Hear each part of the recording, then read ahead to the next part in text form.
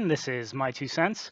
The 2 weeks have passed since I posted my Q&A video, and it's time to answer your questions. When I posted that video, it was a 300 subscribers Q&A, and now I've made it past 450. So first, thank you again so much to all my subscribers. I appreciate you so much, and I always want to hear from you. So please don't be afraid to comment. Getting right into it.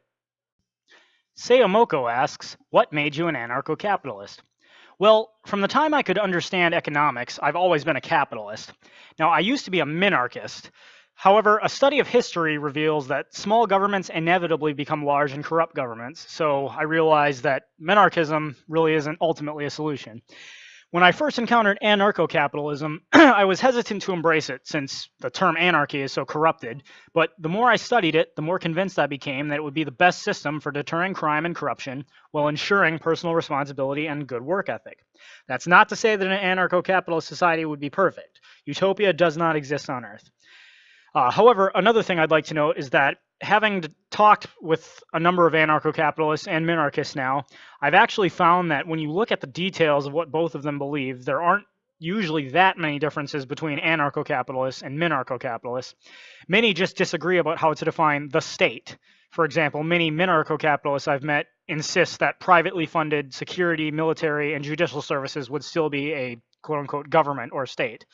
Well, that's fine if that's what you think, but if that's really how you look at it, ultimately we're just arguing about semantics at that point. The pertinent question when it comes to anarcho-capitalism is, do you believe that a government should be allowed to collect taxes from its people by force?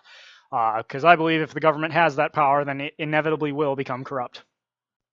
Robot Capitalist asks, what other games besides Halo do you play? Well, I don't have a lot of time for video games lately, but I play Call of Duty Ghosts, Call of Duty Advanced Warfare, Titanfall 1 and Titanfall 2, and I'm a big fan of the Assassin's Creed franchise. I am also not ashamed to admit that when traveling, I love to kill time with some Pokemon on Nintendo DS. Drew Spinkywinks asks, I see you comment on religious topic videos. Will you make videos on that topic in the future? Yes, I do. I know I haven't made a lot of those yet. Well, really any yet. But I do enjoy discussing religious topics. Is there something specific that you would like me to comment on, Drew? ABFG616 asks, what game is that playing in the background? It's Halo 2 Anniversary Edition, as found in Halo the Master Chief Collection for Xbox One. He also asks, who or what inspired you to start doing YouTube? Well, I've been following a number of YouTubers for a while now. For example, I'm a big fan of No Bullshit, Mr. Dapperton, and Lauren Southern. And I guess I just noticed that the amount of leftist BS on YouTube is going up. And with Google and YouTube and a lot of other organizations trying to crack down on right-wing speakers, I decided I needed to jump in there and get my thoughts out there as well. I will not stand by while the left tries to dominate every form of free speech we still have. And then he asks one more question. What do you use to edit your videos? I use a software called Wondershare Filmora. It does cost money, but I don't think anyone can argue my videos have really improved in quality after a certain point, and that was the point that I got Wondershare Filmora. Mississippi Reject asks, how old are you? What made you decide to start a YouTube channel? Well, as for the age, I prefer to keep that mysterious, but as I've said, I'm a millennial. Now, maybe if enough people tell me that they really want to know my age, I'll do an age reveal as a Patreon goal. But I already answered the second part.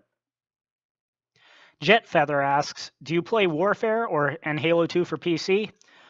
Short answer, no, I am not a PC gamer. I only play on Xbox One. Mississippi Reject asks, what's your favorite firearm? Without a doubt, the Springfield Saint. It is an AR-15, and it is one of the most accurate, high-quality rifles I've ever fired. I bought it shortly after it came out, and I firmly believe there should be a rifle in every home. So if you're looking to buy, I definitely recommend this one. General Neckbeard asks, what's your personality type? The 16 personality type, and notes that he is an INTP.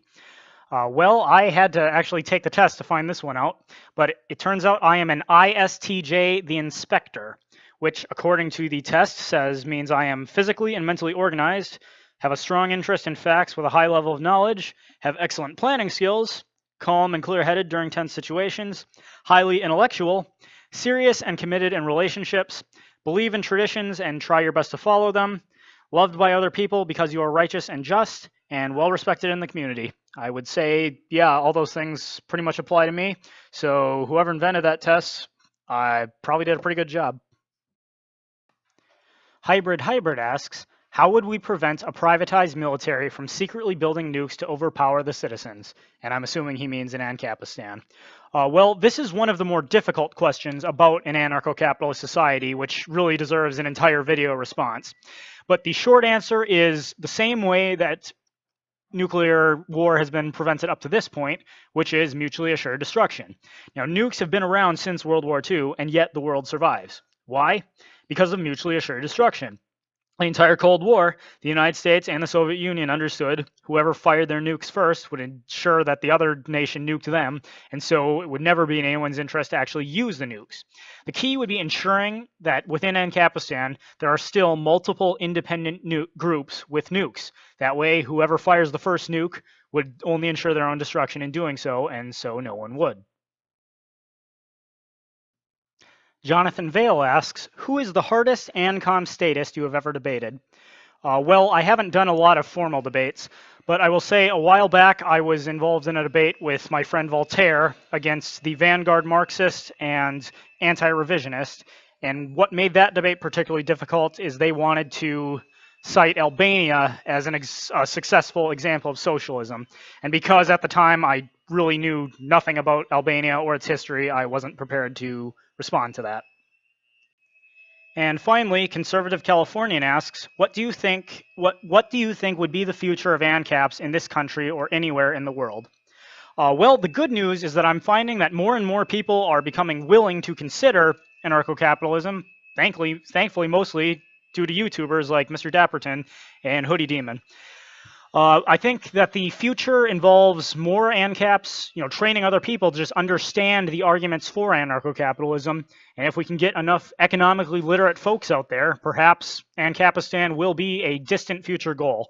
Now, I'll be honest, I don't think it's something that's going to happen in my lifetime, but I at least think that if we work hard, especially just getting people to understand basic economics, we can at least start the move and create a culture shift in society, get more people valuing free market capitalism and personal responsibility. And if we can successfully beat the leftists in initiating that culture shift, we'll be on the right track to moving towards Anarchistan.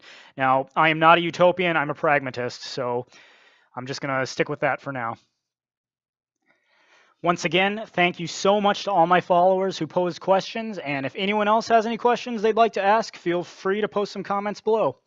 I appreciate you guys so much and cannot thank you enough. If there's ever anything I can do for y'all, please just let me know. This is my 2 cents. Take it for what it's worth. Thanks everyone for watching. If you liked this video, please hit like and subscribe.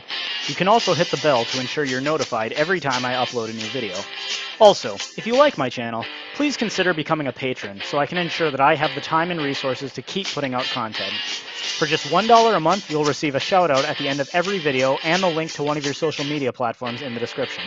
Also, once I make it to $5 a month total, I'll release the lyric video to Social Justice Warriors, my parody song of The Warrior.